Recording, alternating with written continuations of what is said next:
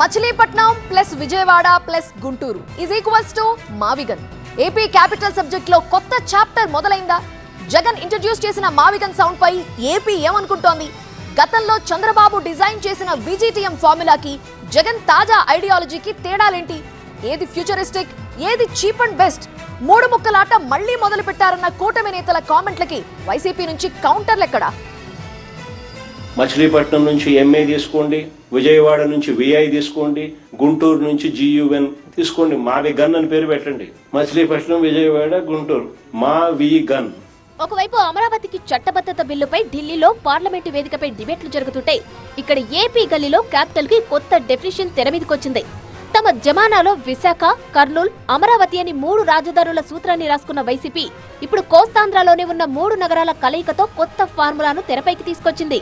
అమరావతికి వ్యతిరేకం కాదు, గట్టిగా మాట్లాడితే మేము అన్ని ప్రాంతాలకు ప్రేమికులమని గట్టిగా అండర్లైన్ చేశారు జగన్. చట్టం చేస్తే మాత్రం రాజధానికి మార్పులు చేయలేమా అని లాజిక్ కూడా బయటకు తీశారు. అక్కడితోనే ఆగకుండా అమరావతి కాన్సెప్టే లోపాభూయిష్టమంటూ క్యాపిటల్ కి తనదైన నిర్వచనమిచ్చారు. రాజధాని సమస్యకు తన దగ్గర ప్లాన్ బి ఉందన్నారు. ఈరోజు చెన్నై అనేది పోర్ట్ సిటీ, బాంబే అనేది ఈరోజు పోర్ట్ సిటీ. ప్లాన్ బి కింద మేము చెప్పినాము.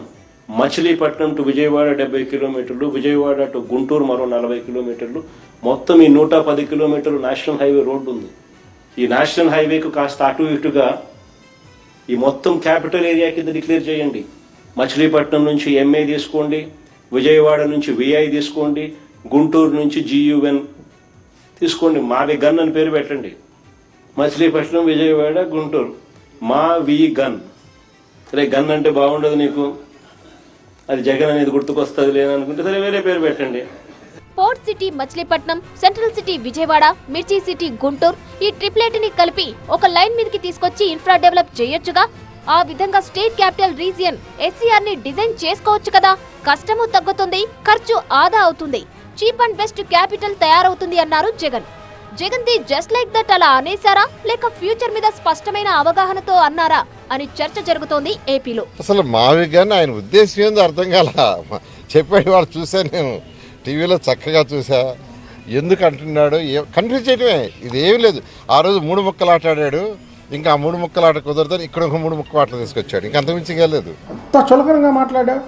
మచిలీపట్నం, విజయవాడ, గుంటూరు మధ్యలో పెట్టి మావిగన్ అంటే ఎంత చులకనండి. దానికి రాజధానిని అంటే మనం ఒక కన్నతల్లిని విమర్శించినట్టు.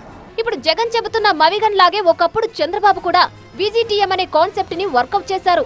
దానిపై కూడా పెద్ద పెద్ద డిబేట్లే జరిగాయి. VGTM, V for Vijayawada, G for Guntur, T for Tenali, M for Mangalagiri. విడిపడ్డ ఆంధ్రప్రదేశ్ కొత్త రాజధాని అమరావతి కోర్ ఏరియా ఇది. 4 నగరాలకు నడి మధ్యన 40 కిలోమీటర్ల పరిధిలో సెంట్రల్ లొకేషన్ గా గుర్తించి ఆల్రెడీ ఉన్న మౌలిక సదుపాయాలు మెరుగుపరిచి ఆ విధంగా క్యాపిటల్ సిటీ రూపొందాలన్నది మొదటి ప్రణాళిక. 10-11 ఏళ్ల కిందట ఏపీ అంతటా విజిటిఎం అనే 4 అక్షరాలు బాగా రీసౌండ్ ఇచ్చాయి.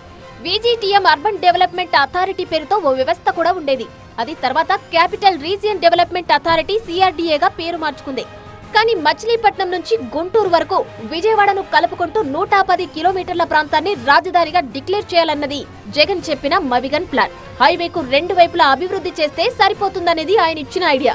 విజిటిఎం వర్సెస్ మావిగన్, దేనికయ్యా మీ ఓటు అని లెక్కలేసుకుంటున్నారు ఏపీలో పొలిటికల్ సర్కిల్స్.